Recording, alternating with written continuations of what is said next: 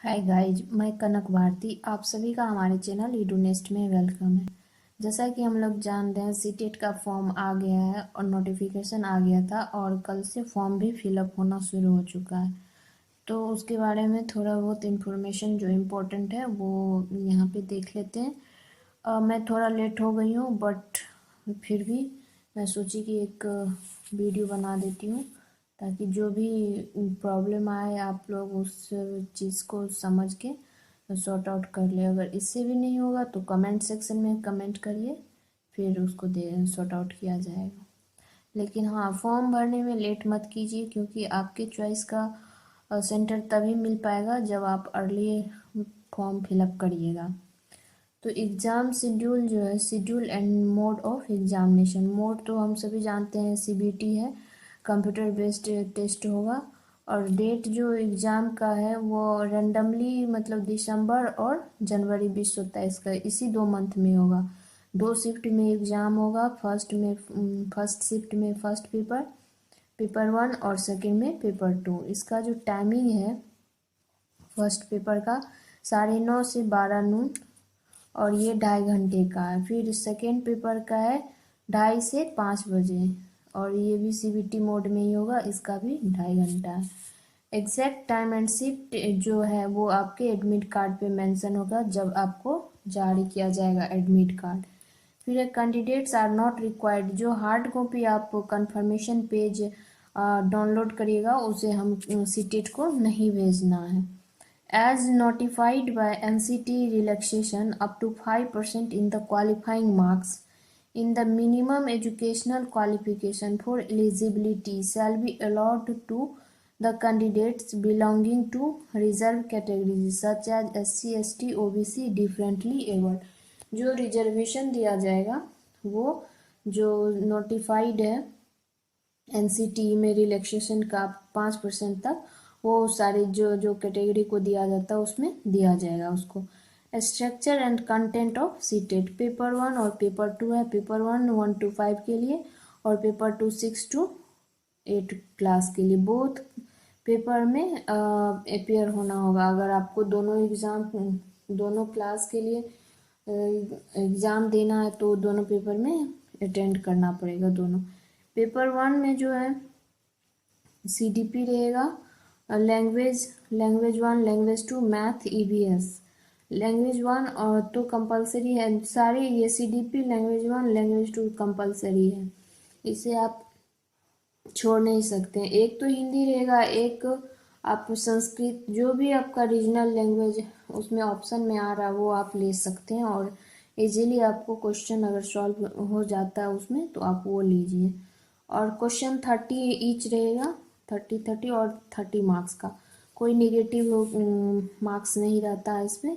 CDP जो है उसके लिए मुझे जो इम्पोर्टेंट लगा मैं यहाँ पे आप लोग के सामने शेयर कर रही हूँ बुकलेट पढ़ने के बाद। Focus on educational psychology of teaching and learning relevant to the age group of 6 to 11 year.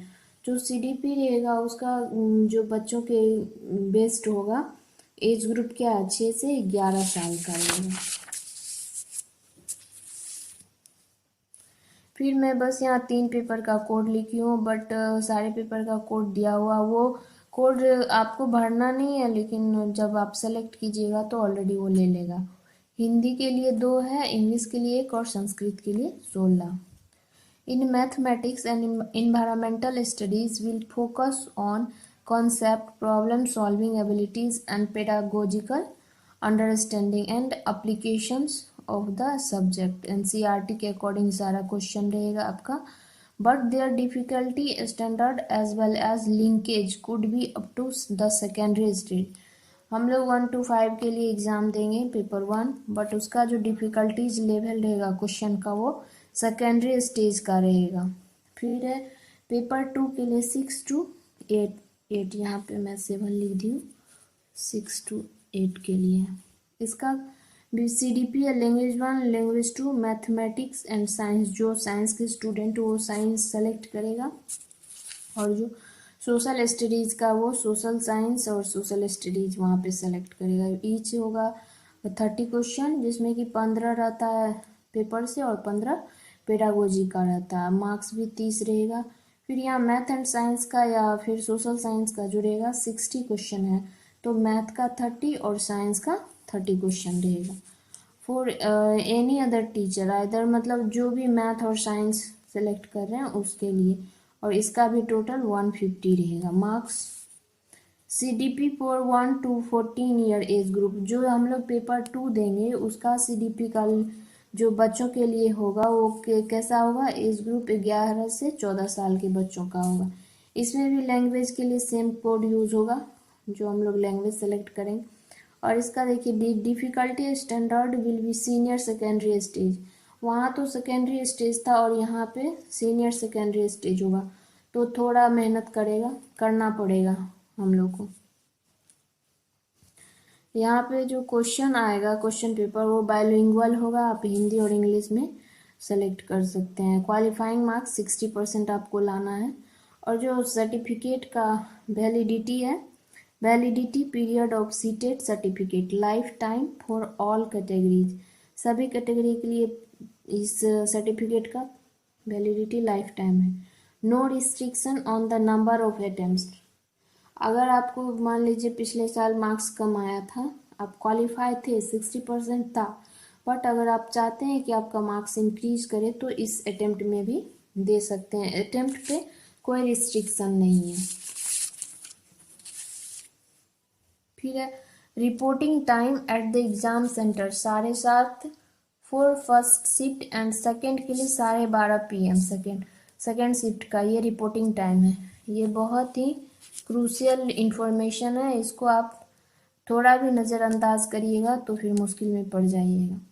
Fee category wise कैसे, general OBC non creamy layer के लिए पेपर 1 और 2, अगर आप कोई एक ही पेपर में अपियर होना चाहते तो उसके लिए 1000, और अगर बोथ में है तो 1200 रुपया।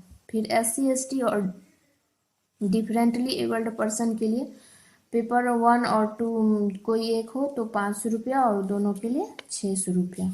नो री एवेल्युएशन या रीचेकिंग ऑफ रिजल्ट, जो भी रिजल्ट आएगा वो CBSE या सीटेट का जो मन होगा वही करेगा, आपके रिक्वेस्ट पे वो कुछ नहीं करेगा। स्क्राइब अलॉट फॉर DAP मतलब and may be given compensatory time of 50 minute, जो स्क्राइब के लिए एप्लीकेशन देगा उसको स्क्राइब प्रोवाइड किया जाएगा और उनको 50 मिनट एक्स्ट्रा दिया जाएगा ईच पेपर के लिए। और क्वेश्चन जो रहेगा सेम ही रहेगा उनके क्वेश्चन, और जो नॉर्मल बच्चा हो उनके क्वेश्चन में कोई अंतर नहीं रहेगा। क्वेश्चन का जो डिफिकल्टी लेवल रहेगा सारा सेम रहेगा। To write complete mailing address with, जब आप फॉर्म भरने लगेगा तो वहाँ पे आपका जो बेसिक इन्फॉर्मेशन है वो फिल करना है, और उसके साथ पिन कोड अवश्य डालना है, पिन कोड एकदम सही से फिल करिएगा। To keep confirmation page for future use, अगर आप फॉर्म फिलअप कर लिए कंप्लीट कर लिए फी पेमेंट कर दिए तो जो पेज आएगा उसको आप डाउनलोड करके रखें। फोटो का इमेज जो रहेगा फॉर्मेट वो JPG और JPEG फॉर्मेट में रहेगा, साइज 10 से 100 KB रहेगा।